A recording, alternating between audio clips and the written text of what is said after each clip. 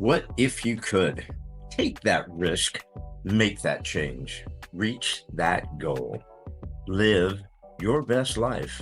Welcome to another episode of the What If You Could podcast, where we get together with amazing experts and everyday people who share challenges, encourage healing, and explore the possibilities that life has to offer. I'm your host, Gary Scott, and I'm excited that you're along for the ride. Hey, everybody. Welcome to another episode of What If You Could. And today's guest is this handsome young gentleman next to me on the right or left. I have no idea. And it's Craig Garrison. Craig, how are you? Well, I like the young part. Uh, can't find a gentleman anywhere, but we'll go with young for now. How dare you call me a gentleman? I'm offended. Well, I'm going to go ahead and I'm going to fire off your bio real quick. Nice short bio Sure. because you've got a lot to cover. So, we'll jump in it from there. That okay? Fire away, Dad. Right on, buddy. I'm okay. I've got Garrison-Kennedy is their Bakersfield native, Craig Garrison, and Canadian Kathy Kennedy, husband and wife, songwriters, performers, and recording artists. Garrison's songs have been covered by some of the brightest lights of the blues. Trudy Lynn's cover of Instant Breakfast appears on 5 individual Ichiban Records releases, including the original 7-inch vinyl single.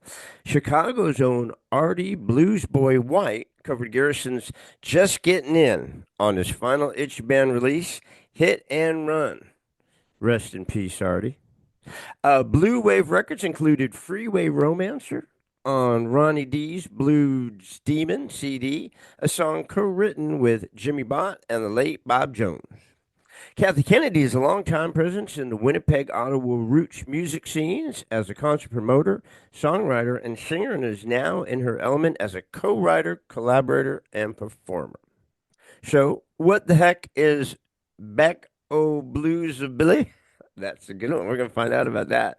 As the title itself alludes, it's an earthy mix of Bakersfield Country, blues, and rockabilly, brewed up with the roots music's finest elements. The halftime Bo Diddley's hypno groove, the way you love me. The greasy trucker swamp workout, Southbound 99. Poured, stirred, and refreshingly lo-fi, it's Bake-O-Blues-A-Billy. And to explain all that to us is the man himself, Craig Garrison. Craig, Bake-O-Blues-Billy, brother. Love it. Yeah, I was working a Tuesday night gig at this flat roof little South Chester dive bar before Kathy and I got connected. And it was such a anything and everything goes kind of place that I didn't. There was really no restrictions on what I would do, what I would play, and the Bakersfield Country, the blues, and the rockabilly just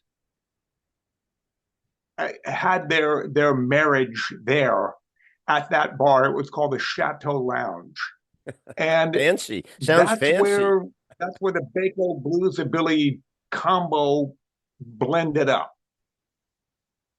Awesome. Perfect environment, Oh, yeah, that sounds for musical experimentation, and that's where it happened. that sounds fun, brother. But you're from good old Bakersfield. Now, if I remember, Bakersfield was heavily agricultural, but also oil industry stuff. I mean, what was it like growing up there in Bakersfield back in the day? Well, it's a vastly different place today than it was then. Um, I was born in 1960, so I sort of saw that the transition from agriculture to where oil really became the primary economic factor here, and it was like a transition. Um, the rural element of Bakersfield and Kern County has, not completely disappeared, but there's a lot less of that culture now than there was in the 1960s. I remember in kindergarten, the field trip on the bus was to a Basque sheep shearing camp, way out on I think Gosford or Panama Lane somewhere, and it was just a noisy, dirty, dusty environment. Hundreds of sheep, Basque guys drinking wine out of Boda bags and shearing these sheep with these big scissor-like things. The teacher's trying to keep order. Now, that kind of thing just doesn't happen here anymore. It's just not like that at all anymore. Is that Changed a lot. Is that why you call people daddy? Is that where that daddy came from? No? I just got some goat whey protein powder, and I'm sorry to say I actually really like it. I love it. I love it. So growing up there, I mean, how'd you get the music bug? I don't remember Bakersfield being a big music mecca scene. When did you get the music bug? Well, there was a live local television show called the Cousin Herb Trading Post, and Herb Henson was Cousin Herb, and it was broadcast live from a local television station here in Bakersfield. Everybody at various times performed on the show. People like Billy Mize, Bonnie Owens, Oscar Whittington, all of the guys that were involved in the early Bakersfield Sound birth, the birth of the Bakersfield Sound. My dad was a sales manager of a car dealership that was a sponsor of the Cousin Herb Trading Post show. Us kids call it the Cousin Herb show.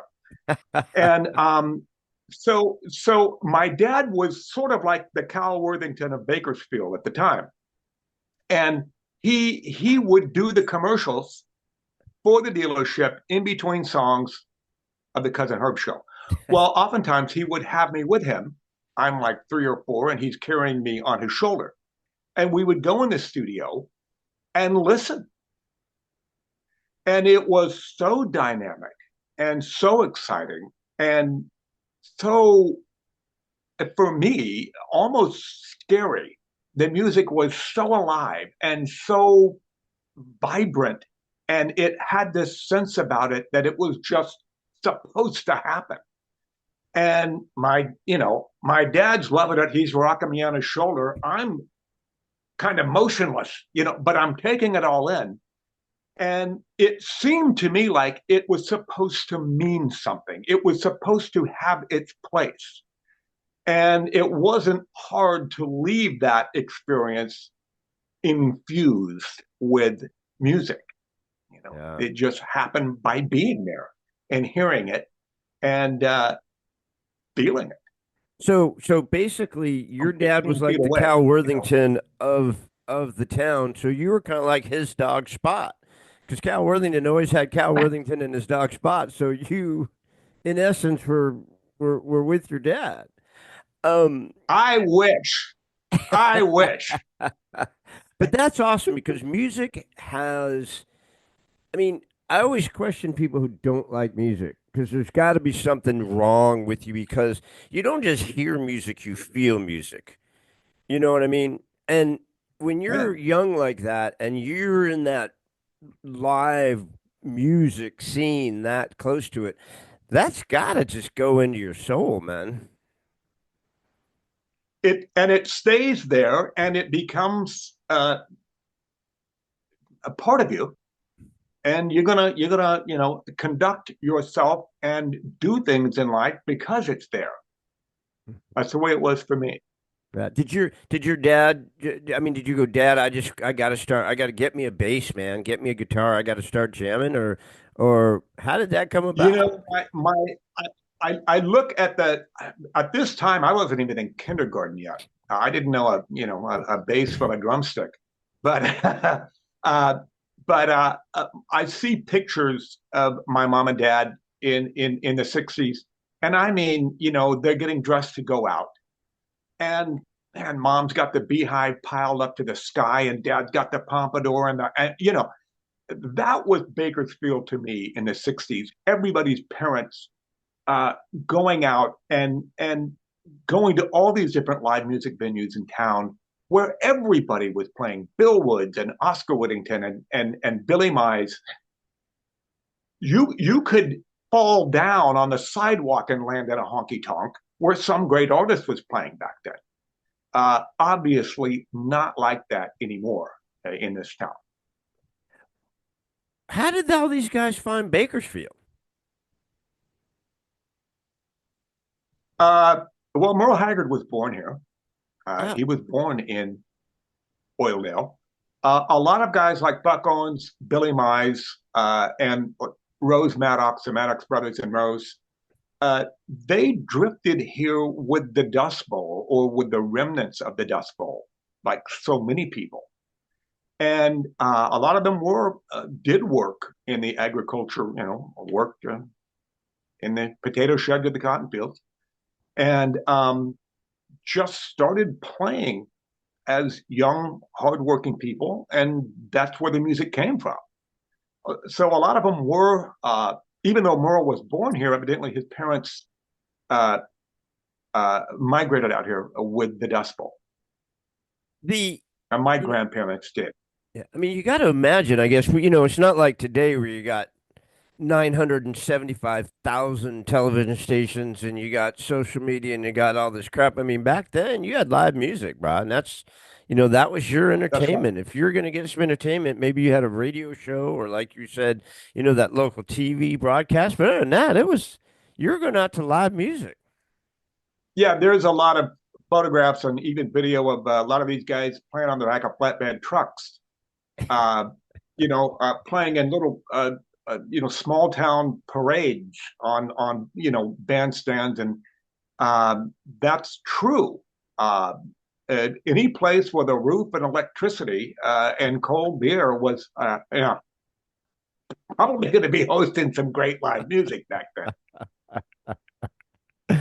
Oh That's yeah. awesome. That's awesome. So so when did you pick it up? I mean, at what age do you remember just going, I'm gonna get serious about this. I'm gonna play. I want to make music. I mean, you remember when that hit you, what age that was when you started actually playing? Uh, well, if the visit to the TV station and hearing the Cousin Herb show live wasn't enough, um, I saw Elvis Presley twice in gotta do something on the phone in 1970 and 1971 in Las Vegas when he began his residency at the Hilton Hotel there, and they built that showroom for him to perform.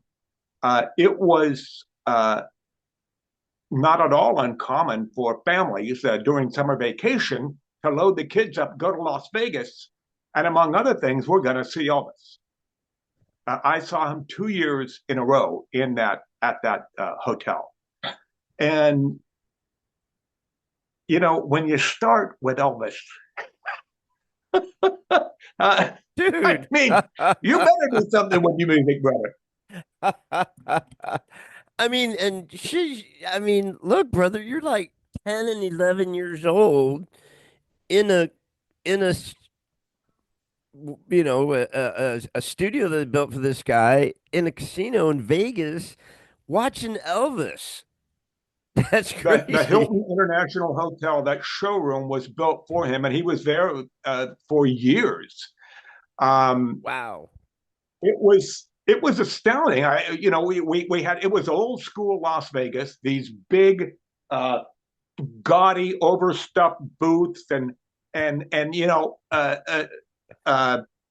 dinner Yeah. and these booths, and you're having dinner, a comedian came out and warmed up the audience, and uh, we had really good seats. You could see him see the expressions on his face. He was having more fun than anybody. You could tell he loved performing so much. You know what, 10 or 11. So there's this table of ladies sitting next to my family. And Elvis does this thing where he's singing Love Me Tender. And the women in the audience, it's all right for them to come down to the front of the stage and get a kiss. So I'm thinking, wow, what a terrible way to make a living. You know, poor Elvis. But this lady at the table next to my parents where we were sitting, she comes back after getting her Elvis smooch, and she's just beside herself. And Elvis gets done with the song, and he's joking, and he says, "I just want to let everyone know I've got a really bad cold." And this lady leans over to her friends and says, "It'll be the best cold I've ever had." Even at 11 years old, I got that. I you know, I knew what was going on. And so it was, you know, I did get a guitar at that time as a kid. I think I was 7. No, wait a minute. I would have been, I didn't know how old I was, but, you know, I got a guitar and started just learning the basics and chords and things like that, and just stuck with it all my life. Yeah, that's awesome. That is such a great story. I love that, man. I mean, hey, there's not many people who can still say that, hey, I mean, not that we're old, 'cause I'm the same age as you are, but I mean, that can say, hey, you know, I saw Elvis live in Vegas. I mean, that's pretty sweet. You know, he's one of the greatest of all time, you know. It was unforgettable. It was you know, it just had an impact on me, and have loved him ever since. Would you say? I don't think I quite understood. I wasn't aware of the Grease or Rockabilly Elvis, you know, the 50s Elvis. He had already been in the service. He had already done the corny movies. And I was going to see the jumpsuit Elvis. Yeah. The still thin jumpsuit Elvis. So that was my Elvis. Yeah. You know, it's funny because you literally took the words out of my mouth. I was going to ask you, because I saw there's a great Netflix docudrama on Elvis. I don't know if you've seen it. It's recently out. I posted on my Facebook. It was really, really good about Elvis. And it was a whole documentary was pretty much centered around his Christmas special that he did one year. But they go back and they do all this shit. But I was just going to ask you that. You know, he was rockabilly. You know, you go back and he was gospel. He was deep into the gospel music, man. And then from gospel, rockabilly, I mean, he had a lot of different genre of music that shaped him. The Grammys that he won were for gospel. Really? Yes. Yeah. No shit. I loved that docudrama on Elvis, especially the Las Vegas stuff, because it looked exactly like it did to be there. That's awesome. You know, the booths, it was just, you know, and I remember as a kid when we're waiting outside the showroom to be let in, standing in line, and there's slot machines in the hallway, and people are leaving line and playing slot machines. And I'm thinking, wow, we need these in California. What? Too bad. Well, how come we can't go play a slot machine when we're waiting in line at the movie theater or something, you know? And you know culture shock. You know the best part, which I totally miss about slot machines. I'm a craps player, so I don't play a lot of slot machine. Thank God, because we have all these Indian casinos by my house, and I don't go in them because they don't have craps. I don't know why they don't have craps, whatever. But the thing I miss about those slot machines was you were putting silver dollars in those bad boys or quarters. You were putting real money in there, right? And just I miss that. There's nothing like just a bunch of quarters or dollars falling out of that sucker and redoing that. They took that away. It's not Analog, as fun. analog. The world was better when it was analog, brother. Yeah, yeah, way, way, way better. Led Zeppelin is rockabilly. I mean, did you find that, or am I being stupid by saying that? Led Well, Zeppelin's I got know rock they rock. all loved the style. Yeah, I know they all loved the style. But in the same breath, who doesn't? I mean, yeah. Well, I listened to, I it's a listened passion to, for myself. I was listening to a couple of your tunes. I'll tell you what, the very first one on your website is what 405. What is it? 405 Blues. Yo, yeah, man. I listened to that a dozen times. That's a great tune. That is a great tune. Tell Kathy she rocks that, man. But just the whole vibe of that, I brought my wife in. I'm just like, listen to the song, and you just feel good. We were moving. We were just listening to it. Makes your body move. Makes you happy. It's happy music. Well, I'm glad it affected you, brother. That's one that Kathy had written uh, before we met, and she had recorded various versions of it, and was asking me for help with it. And we did a little work on the song over the phone before we ever met face to face. And over time, it became the song you're talking about. It's good, man. Yeah.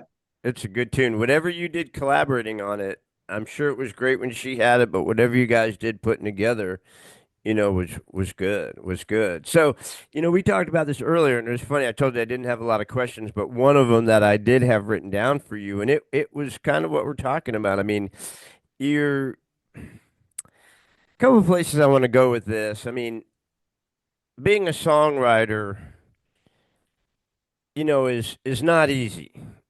It either catches or it doesn't, right? I mean, I was a friend of mine's.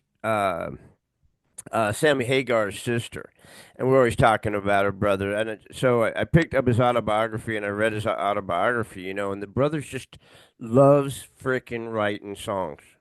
That's all he does. And when he got with Led Zeppelin, it's like these people didn't want to write; they just didn't like writing. And he loves writing. So, I mean, is it tough to sit down and pound out a song? Um, when blues artists started covering my songs in the 90s, early 90s, the active people that were making records at the time were recording and releasing my songs. When that started happening, uh, it wasn't difficult to focus. Stick with the blues, young man. It wasn't difficult to focus because that's where the action was. And these were great artists. Artie Blues Boy White was essentially the king of Chicago blues near the end of his life. Trudy Lynn is still recording. She's a Texas blues woman. She's still recording and touring, and she's active and she's winning awards all over the place. When those people started recording my songs, it was easy for me to say, okay, this is where my focus needs to be, and it wasn't like you had to twist my arm. I was a blues addict already, and any musician that says they don't like the blues is lying. We all do. But this was different. These weren't songs I was writing to perform. These were songs I was writing for other people to perform, to record, to release, to perform live. And so it was uh, a labor of love as well, because I was able to focus on a style that I was already passionate about, already had an affinity for. And those artists as well. I was already a Trudy Lynn fan before she recorded the song that I wrote for her. I was enamored of her voice. Who wouldn't be? Um, uh, And so it was great. It was like you know getting a perfectly gift wrapped gift. As a songwriter, these great artists that you already love, that you already respect, they're blues singers. That's who I was writing for.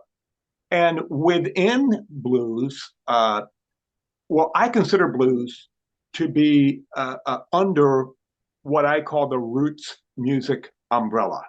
And under the roots music umbrella is rockabilly, blues, and country.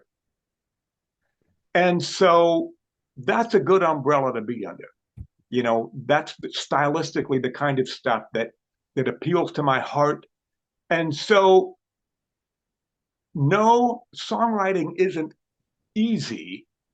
Uh, uh, Especially since anything that you're going to say in a song has already been said, not 1,000 times, but 10,000 times. So the idea is say it, but say it in a way that it hasn't been said yet. That's the difficult part. There are elements that when they're there and they're working, you know what, you recognize it and you go with that. But no, it's not easy, but it shouldn't be. How does it come about where you write something for other artists? How does that come about? Do you hear someone and then you write something and you go, holy crap, this would be amazing with that person's technique and voice and sound? Or does someone reach out to you? How does that work? How you piece that together like that? That's exactly what happened. Artie Blues Boy White, and Trudy Lynn at the time were recording for a record label called Ichiban Records. And Ichiban Records was based in Atlanta, Georgia, and they had a big blues roster. They had a lot of blues artists recording for the label. And in the pre-internet era of human history, things were done differently. And I actually found Ichiban Records without realizing it. I used to use a book called The Songwriters Market. And The Songwriters Market was a hardbound book that you would buy at Crown Books or Barnes and Noble. And it had all of these listings, alphabetical listings of record companies and publishers and producers that were open to receiving songs, original songs. And for me, it was easy because I would just go through the B's, and if it didn't have the word blues in it, I would go to the next listing. So, I was able to get through the Songwriters Market, a pretty thick book, pretty quickly. And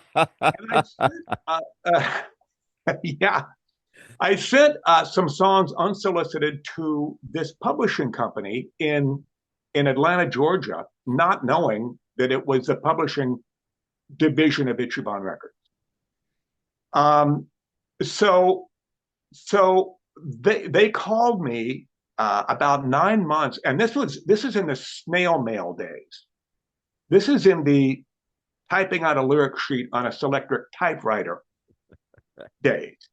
This is in stuffing a cassette tape in a padded envelope and going down to the post office with it. None of this hit send. It was, you had to be committed.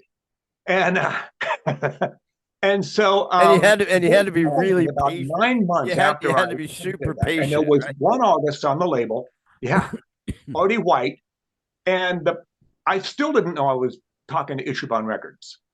And the publishing manager said, well, we have an artist and there's one song on your cassette tape that would be right for him.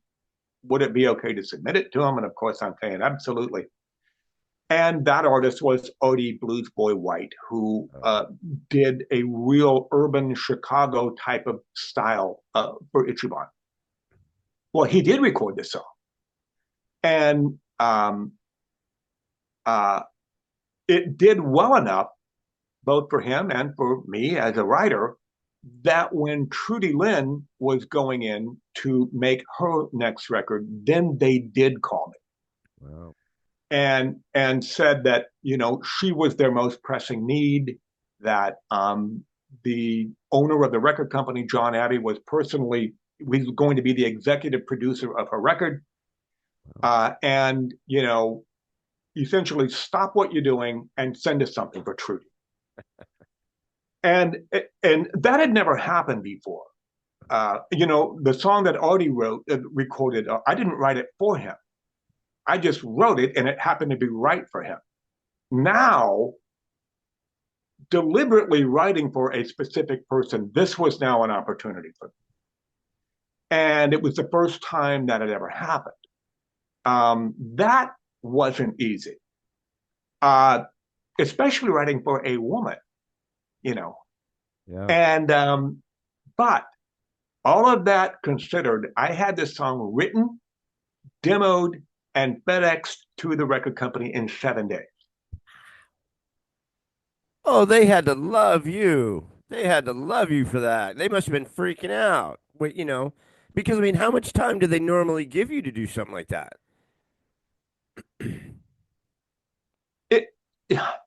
It was. Or do they want it right now? They're like, we with want it right now. Any kind of a due date. Yeah. You figured the clock was ticking, so you better get busy. Yeah. Yeah. And they were in pre-production with that record of hers.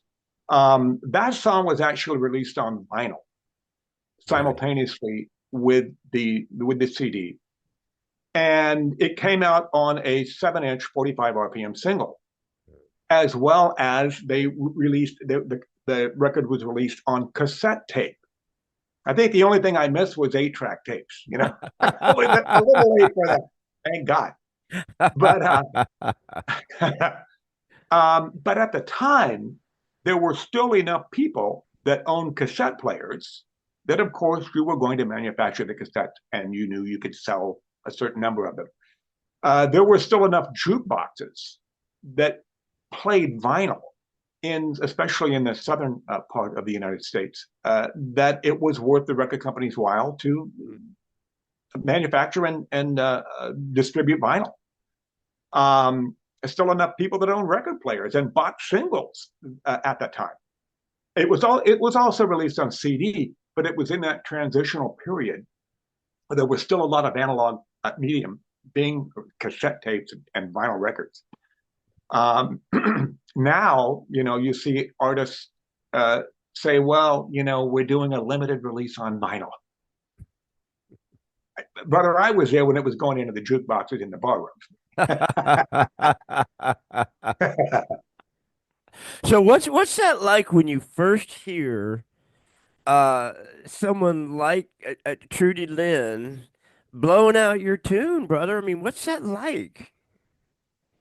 There was a record store in Long Beach where I was living at the time called Lamar's Records, and they just the only thing he sold in there was blues. Lamar's Records, man. Of course, Lamar's it's got Records, blues. yeah. If the place is named Lamar's Records, it's got blues, man.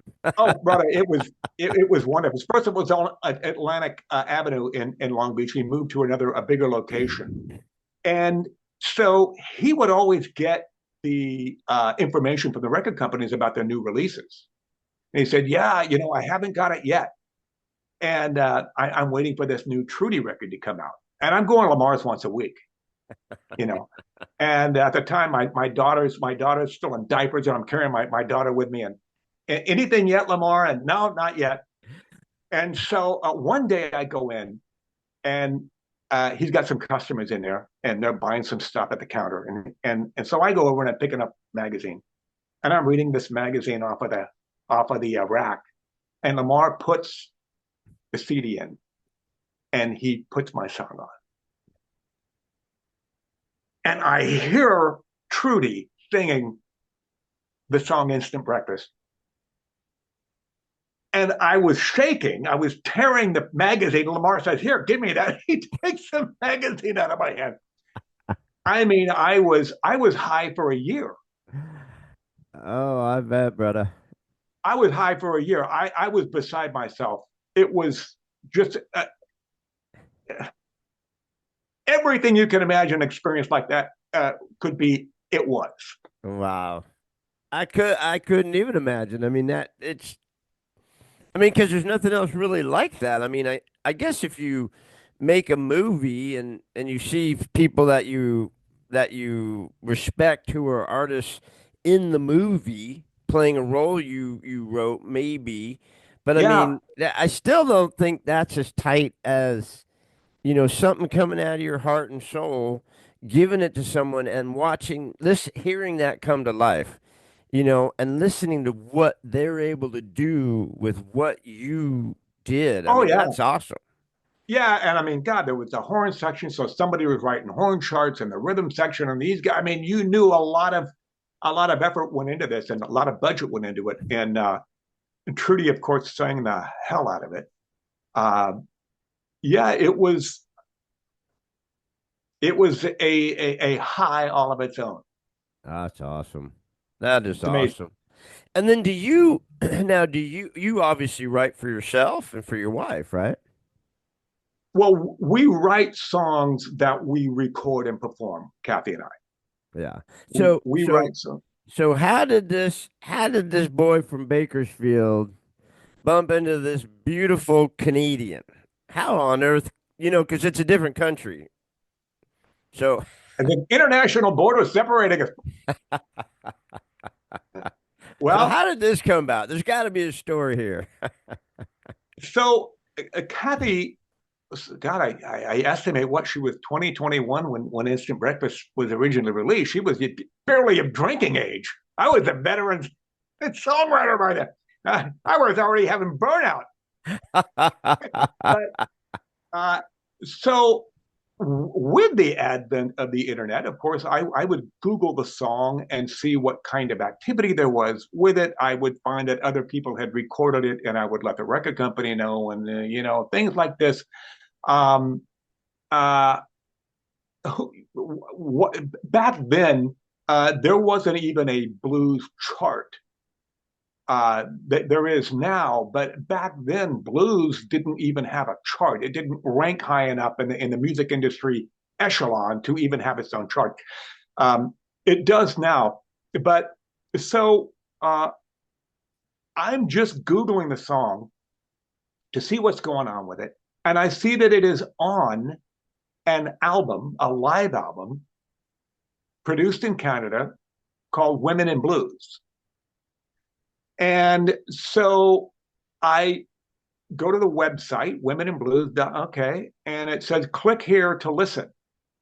So I click on it, and sure enough, there's my song being performed by some Canadian lady live. Sounds great. And then it says, click here to buy. And I thought, oh, hold on just one Bakersfield moment. Well, Kathy had founded the Women in Blues concert stage. She promoted concerts. These concerts were recorded for live albums, and she also performed on the Women in Blues concert. So I sent off an email, info@Women in Blues, saying, I noticed the song Instant Breakfast is on your CD. I also know that you don't have permission to use it. And I think we need to talk. So I'm looking at Women in Blues, and I keep seeing this Kathy Kennedy girl, this beautiful blonde-haired lady, and looking at the website and looking at some Facebook stuff and looking at some social media. And so I hear back from Kathy. And she says, well, I filled out all the right forms. I dotted my I's and crossed my T's. I don't know what you're talking about, but I've done everything that I needed to do, and you just need to back off a little bit. So by this time, Ichiban Records had been absorbed, had collapsed as a label. They no longer were doing business, but their catalog still existed. Well, their catalog had been absorbed by a company called DM Records.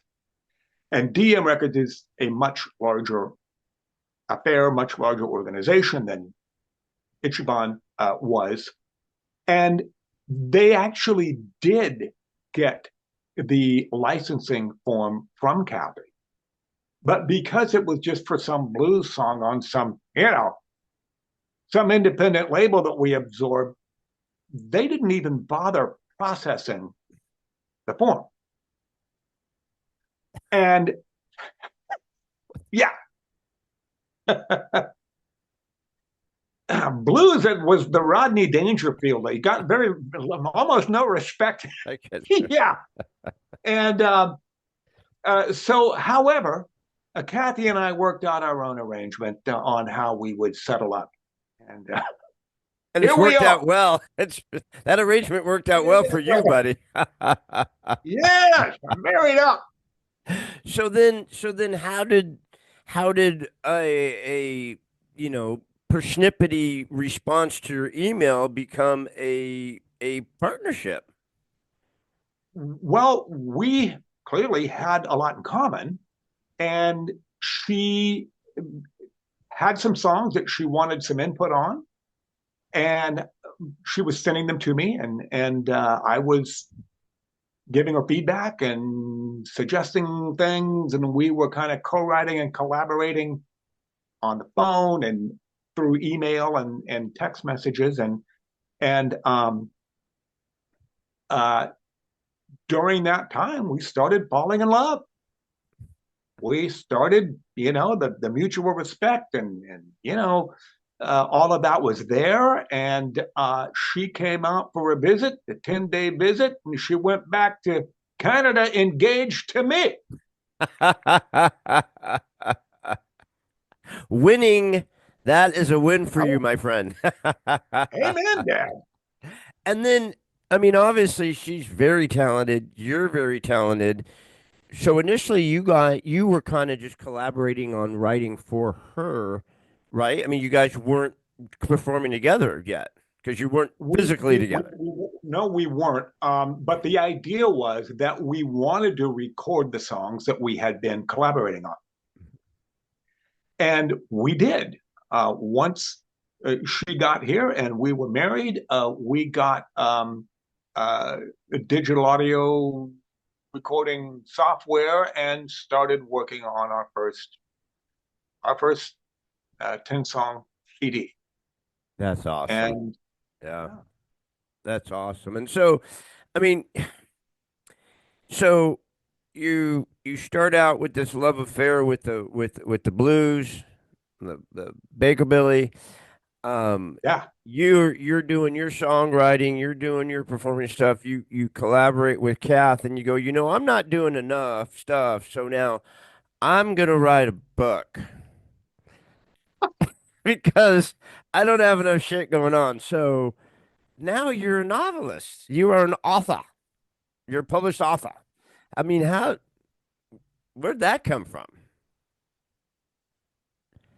It came from reading Wanda's Facebook post. Wanda Bak-O, the person who is essentially the narrator of the novel. A voice actress actually narrated the Audible edition of the book. But Wanda, the book starts off, "My name is Wanda Bak-O, and I live in Maricopa, California." So she was posting on Facebook, I would say 3 years ago. And she just began writing her account of these events. And so these were some of these posts were going on for days. She would write, and then the next day would be like chapter 2, and she was writing about the events of the book. Myself and many other people were following this with a lot of fascination, and people started commenting, "Well, what happened next, Wanda? Well, then what happened?" And well, then what happened? Well, I'll tell you tomorrow. I'm tired. I'm going to bed. I'll write more tomorrow. Well, then people start saying, I'm reading this. I feel like I'm in the scene of a movie. You should write a book. And that was my light bulb moment. thinking maybe this does belong in a book. So what I did was I started copying and pasting what her posts. And they were long and they were rambling, but they read sort of like a journal, like entries in a journal. And what I wanted to do was arrange them with some kind of chronological flow. Well, once I did that and then I read it, I thought, okay, this does read like, a mystery novel. I sent that to an editor that I really admire and respect, Bill Elmore.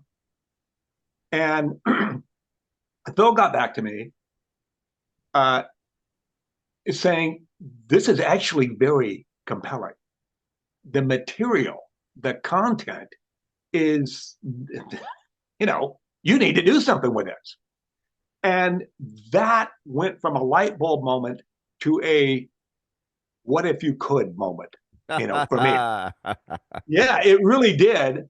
And so what she had, yeah, brother, what she had posted essentially became the beginning and the ending of the book.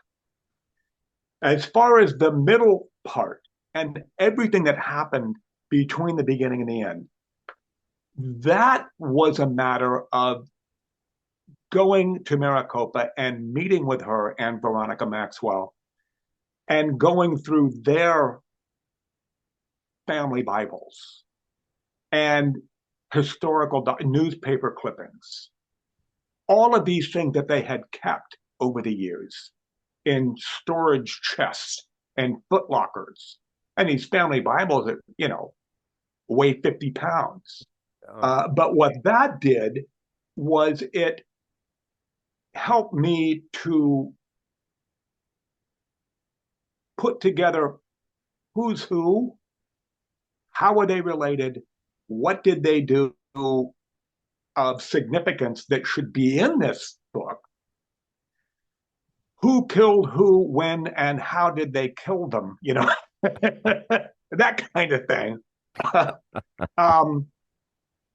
And so that information came from just going to the source, from sitting down with Wanda and Veronica, and getting it directly from them, and copying and writing down birth dates and names. Veronica has a family Bible with entries dating back to the 1910s.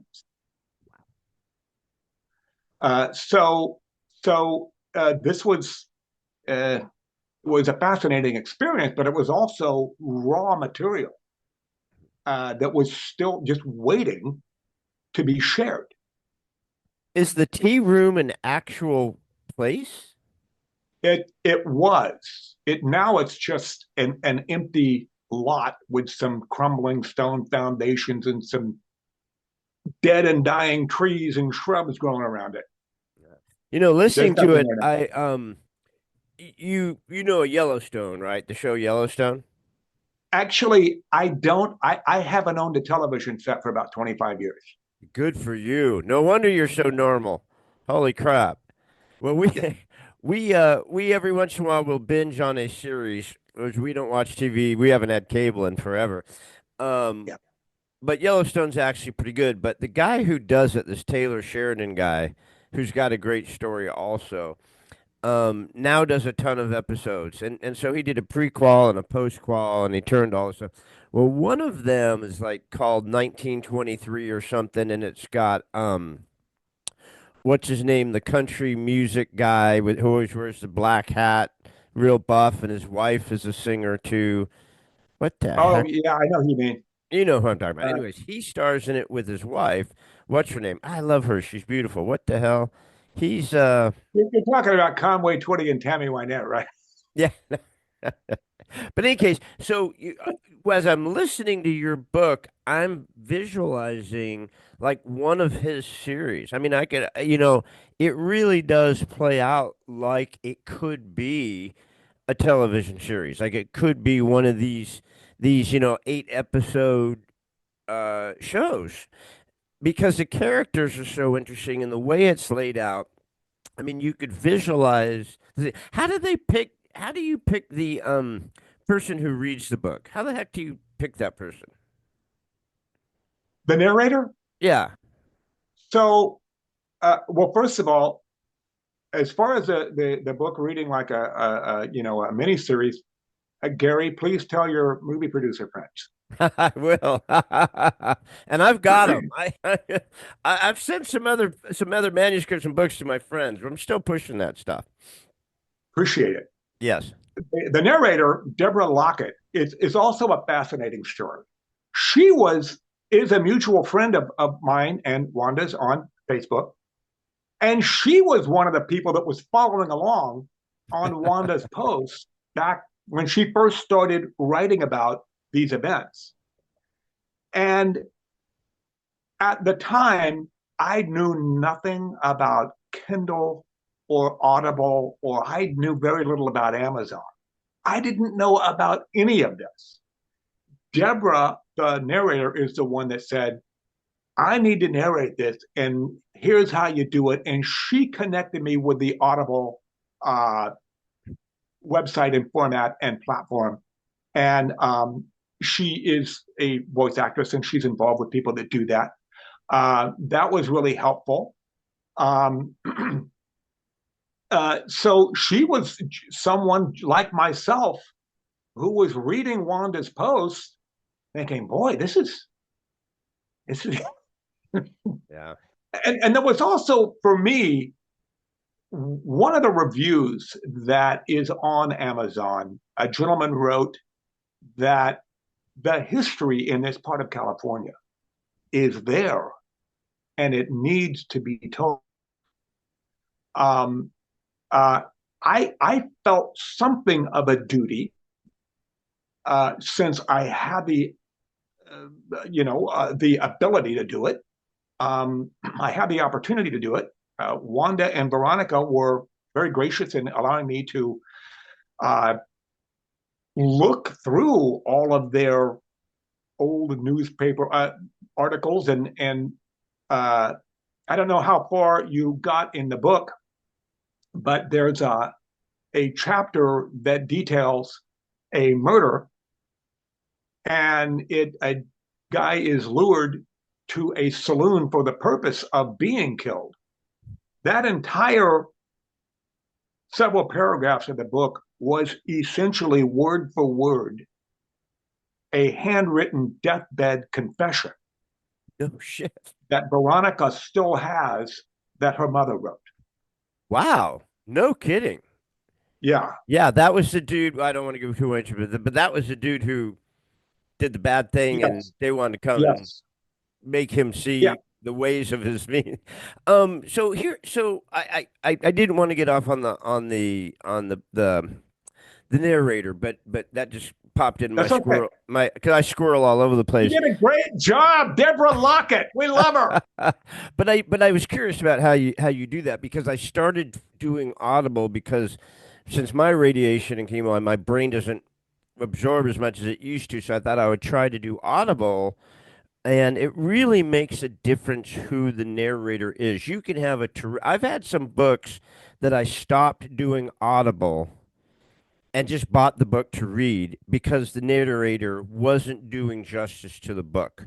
You know what I mean? It really Yeah. makes a difference who narrates a book.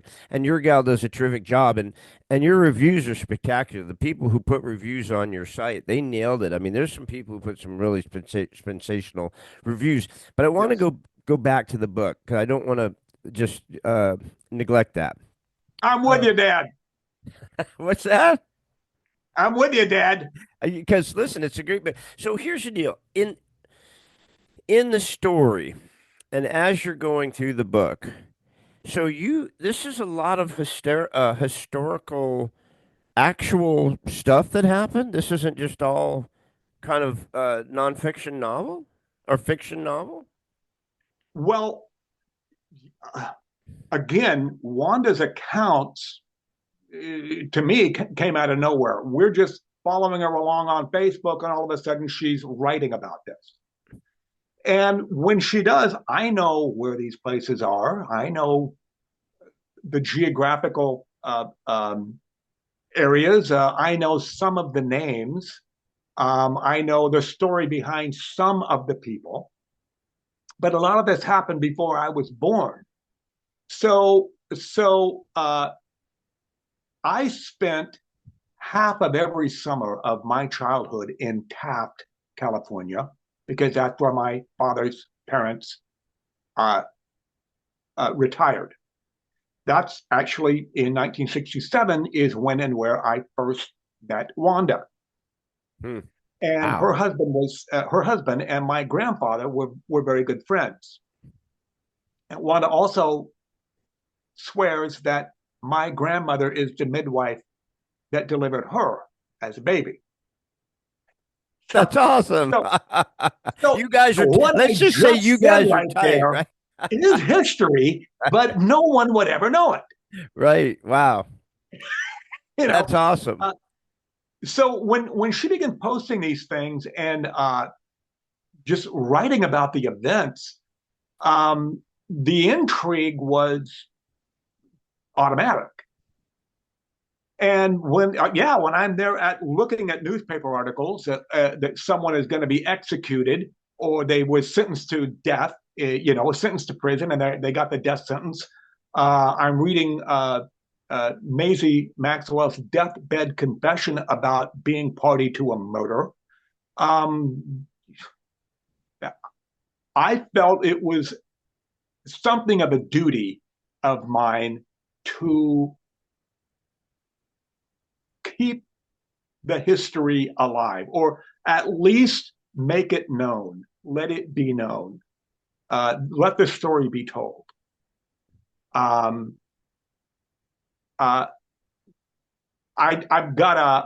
get messages from people saying, "Wow, I guess those rumors were true that we heard as kids." One guy wrote me and he said that his grandmother or someone would say to him, "You sound like a Tipton boy. Straighten up." You said that like a Tipton. Now knock it off. We never knew what that meant. And nobody ever knew what that meant necessarily. For me, my experience was we didn't sit around the campfire telling ghost stories that included any of this stuff. We really didn't know about it. I didn't know about most of it until Wanda started posting about it and just writing about it. Then, for me, there was enough intrigue that I wanted to follow up on it. And thank God I was capable. I was able to do it. Yeah. So I'm very thankful to have the ability and the opportunity to do it. Well, we touched on this a little bit before the podcast, and so this is a great time to ask. I mean, being a songwriter, putting together music, making it appealing, or just having it come out of your soul, not giving a shit if it's appealing or not. It just has to come from you. But then writing a novel, I mean, did it help? Did it hurt? What's it like going from songwriter to book writer, novel writer? The best I can say is it didn't hurt. There was an instinct to want to condense everything into 3.5 minutes, like you would with a song.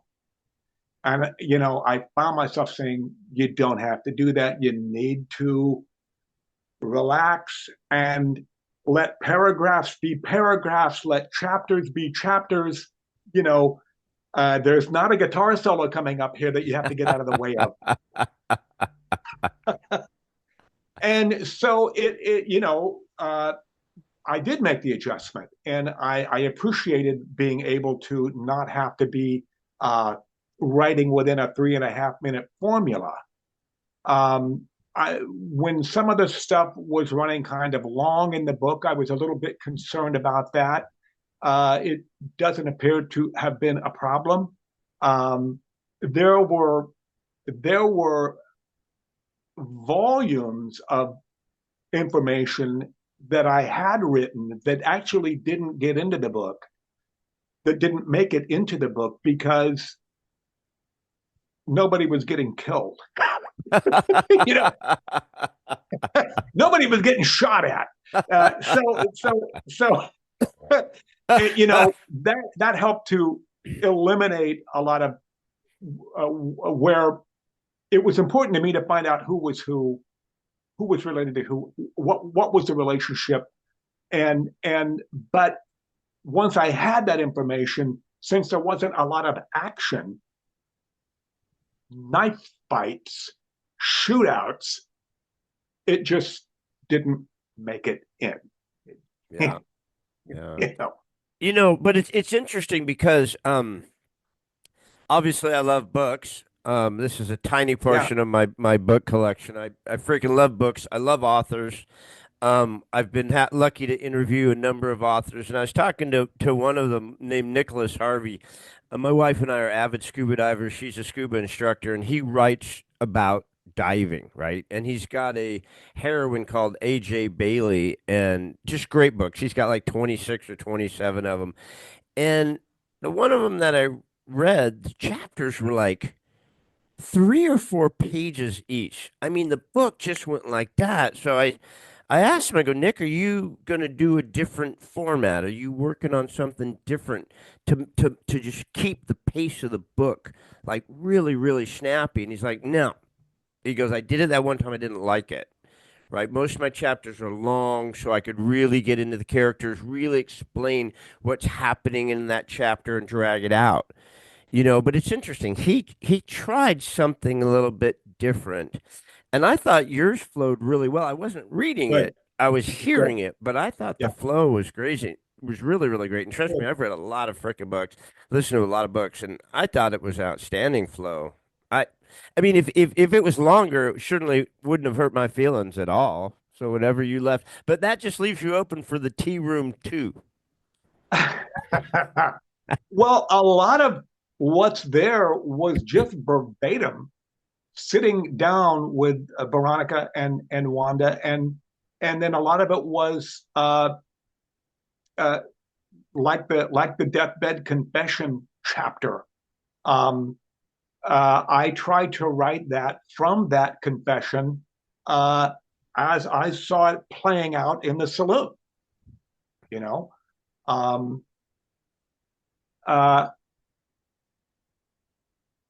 of the things when I was initially concerned about it running long in certain things, when I proofread it, everything had a reason for being there, and it wasn't overdone. It wasn't over meticulous.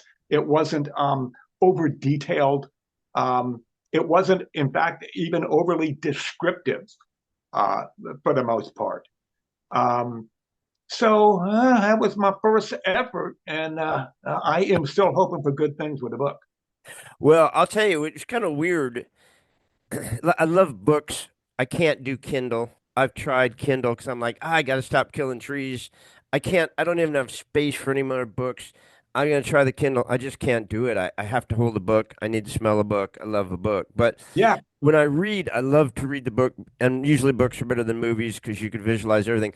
But it's funny because when I was listening to your book, I everything was visualized in black and white for some reason. It was such a trip. And it hit me one time. I'm like, I'm seeing the whole book in black and white, and I couldn't figure out why. Almost in like an antiqued black yeah, and white. You know what I mean? yeah. It was such a trip because she did a great job reading it, narrating it, and you did a great job putting it together. I really do see it as a series. I mean, who would be your hero and heroine? What actors would you pick if you were Oh to boy. pick someone to do your book? The two Wow. stars. Let's see. Well, if you read the way Tennessee Cooper is described, I don't think there is a woman on planet Earth that would fill that role. But that was part of the writing process, was that the descriptions that I was getting from Wanda and Veronica, a lot of it wasn't in words. A lot of it was in their gestures and the way they would be talking about something, and that they would lower their voices when they talked about Tennessee Cooper. And this reverence and this the energy in being sitting there with them, hearing them describe these people, that helped. I wasn't looking at pictures. I wasn't looking at photographs or paintings. I was going on the way that talking about someone affected the person I was interviewing. And boy, their voices changed. They spoke more quietly and slowly and more deliberately. And boy, so that's kind of like when you write your music almost, because most authors writing a book don't have that what you had. And also on the songwriting point, you get to see that music put to life. You know what I mean? I mean, as an author, you put something that stays on paper. The only way it comes to life is in someone's mind when they read it. You don't see that. So that's kind of cool that you had the benefit of feeling the material, not just reading the material. That's pretty cool. uh, really, I think it is the primary reason that the book reads and feels and it sounds like it does. That's awesome. That's awesome. Well, I wish you tons of success on that. And I'm going to send that I'm going to send that book to a couple of people because I'd love to see that come to life. Even if it was a 2 hour series, 2 hour show. But I'm seeing miniseries. I'm seeing 8. I'm seeing 8. Call Netflix. Someone get Netflix on the phone. I'm going to help my brother out. So Yeah. Craig, we've been going at this for a little while, and I don't want to take up too much of your time, but I love talking to you. But so you wear a lot of hats, right? You've got the music, you finished up on the book.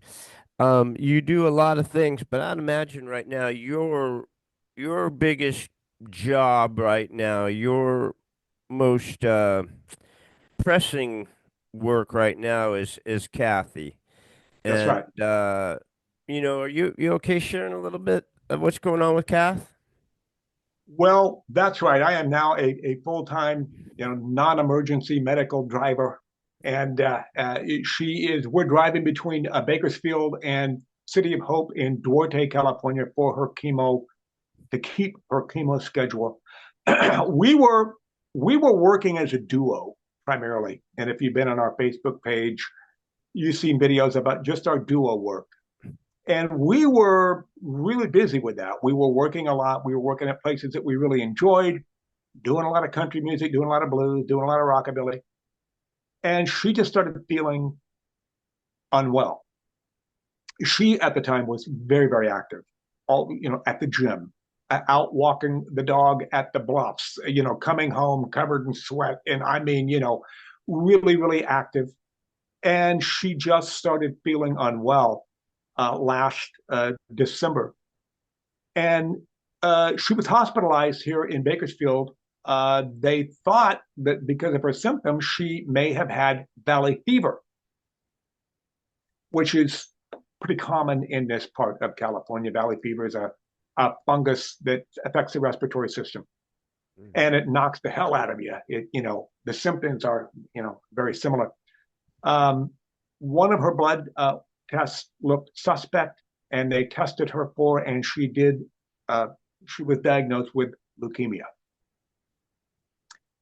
And the hospital here in Bakersfield, where she was when she got that diagnosis, doesn't treat leukemia. They're not a cancer hospital. And we were in between insurance at the time, and there was some effort in getting that back in place. And when it did drop, she was accepted at City of Hope. And in a 6-week stay there, she achieved remission.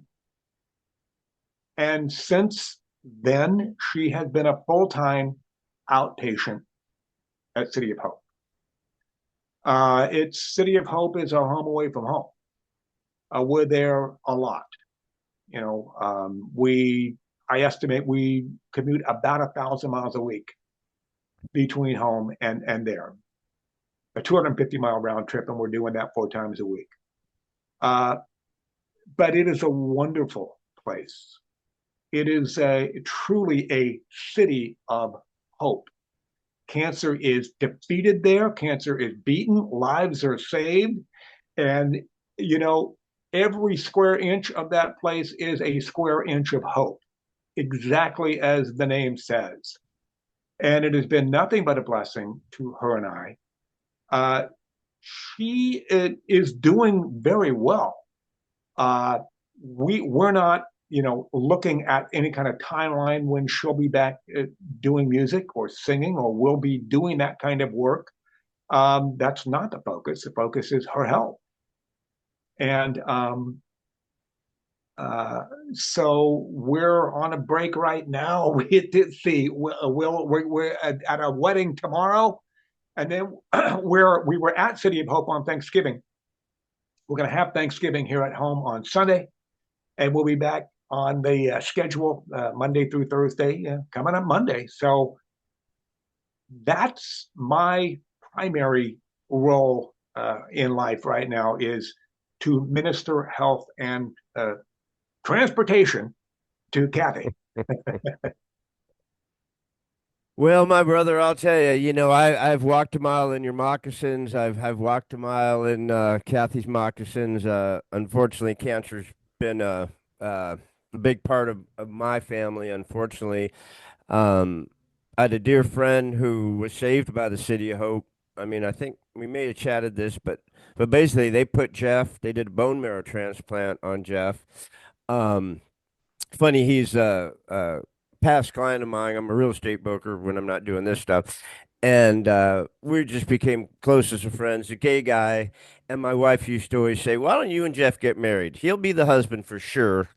Without a doubt, he'll be his wife, because he's more handy than you are. And Jeff just became a part of the family. And boy, he went in there. They put him in a bubble. He lived in a bubble for 6 months because, bone marrow, when they suck that out of you, you're really in a bad shape. But so I spent a lot of time at the City of Hope in the little cabanas there on that campus. The campus itself is stunning up against it is there. The thing that always got me every time that I walked in was all the little kids with their scarves on their head, walking around with their chemo bags, and just smiling and happy. I mean, cancer's not a fun thing, and City of Hope is a miracle. It's a miracle place. Everything about it, everything, the janitors, the ladies that are doing housekeeping, the nurses, it's just the crossing guards when you're parked there. It is a wonderful place that and we're two people out of countless people that have the same report about City of Hope. Yeah, Wonderful. it was a miracle. It was a miracle place, and it just, I don't know how they all do it. I mean, I don't know how they keep that feeling in stuff that's just not easy. And so, and I'll tell you what, Yeah. though, brother, being being a caregiver is not an easy gig, my friend. I mean, how are you? Kath is probably close by, so you could lie if you want, but how are you holding up? I mean, how is it? Being a caregiver is hard. Well, when she was still hospitalized here in Bakersfield, and we didn't have insurance in place yet that City of Hope would accept, I would go to visit her and hold it together long enough to park in the parking lot, get on the elevator, get up to her room, and then just lose it as soon as I walked in the room. Sobbing on her bed and, essentially being of no use to anyone. But my disposition is, I'm sure many families can say the same thing, related to her progress. She's getting better. I'm sitting up straighter. Man, she's getting stronger. I've got a bigger smile on my face. She's doing well. I'm doing well. We get with a good insurance agent that set us up with the right kind of insurance. Man, I was on cloud nine, um, uh, uh, dealing with that kind of stuff. Kathy is doing remarkably well in terms of how she's bearing the chemo. Uh, she's doing great. Some days much, much, much better than others, but we know that she's uh, we're in the home stretch here. We're headed toward the finish line. I love that. And is it radiation and chemo, or are we just getting the chemo? We just getting the juice? She's been getting chemo and immunotherapy. Immunotherapy, yeah. So there's some more of that in the future for her as well. And the immunotherapy, she's hospitalized when that's being administered, and she wears like a pump thing home and continues to receive it at home. That's the thing about City of Hope. They want to get you out of there. They do want to get you out of there, and they want to Yeah. get you out of there alive and happy and healthy, and Yes. they're amazing. Boy, just give my absolute best to Kathy. Like I said, I don't know what she's going through because it's different for everybody. It's individual for everybody. But I've been on that bag, and I'll tell you what, it's there's a lot better places I'd rather be than hooked up to those sacks of garbage. So God bless you guys, man. It's a Okay, brother, you journey. do as well. It just tightens you up though, because you come out of this the other side. Just man, you guys will be rocking and rolling. You'll be rocking and rolling. Or you'll be rockabilly. Well, we'll certainly be jumping up and down and shouting hallelujah. I'll tell you that right now. Absolutely. Amen. Well, listen, Craig, I tell you what, this has been wonderful. Thank you for sharing. I mean, you've just got so much to share. There's a lot going on. You've got the music, we've got the tea room. We're going to put all that stuff on the podcast. It's going to be there. People can hit it, people can download it. Now, I know on Good. your website you have a GoFundMe there for Kathy. Is that still active? Is that still going? Should we put that up on the podcast? That is still active. It's a Give, Send, Go account. And we initially did one as well as doing a live music fundraiser here in Bakersfield. 90% of that money goes to the gas tank. I would When you're driving imagine. you're driving 1,000 miles a week. Gas prices in Gavin Newsom's California. Um, you know, Uh, the I drive my Ford F-150 is a V6. It's real good on gas, and it's still, a need. So yeah, please pay us a visit on Give, Send, Go. We'd be glad to receive your donations. awesome. Awesome. We'll make sure that we mention that on there too. And you've been a joy, my friend. I finish every podcast. I never give people a heads up because that would be too easy. I'm kind of a meanie. And I like to catch people a little bit raw. So I always ask people, at the end, it doesn't have to do with your book. It doesn't have to do with your music. It doesn't have to do with Kathy. It just is if there's something that Craig feels or wants to share, or if there's a message he's always carried, if there's something, a thought you'd like to leave our guests with, what's that one thought you'd like to leave our guests with, if you have something? Well, let's see. Let's try to keep this in context. What if you could? Powerful question. And in our life, the spirituality that Kathy and I abide by, um, the only way that you can, what if you could? Well, the only way that you can is when you're enabled. And that enabling comes from God and comes by way of the Holy Spirit. And when that happens, you're able. And so I would, my thought would be to seek those things and keep them in context. What if I could? Well, how do I do this? Well, God can enable you, make you able, being made able.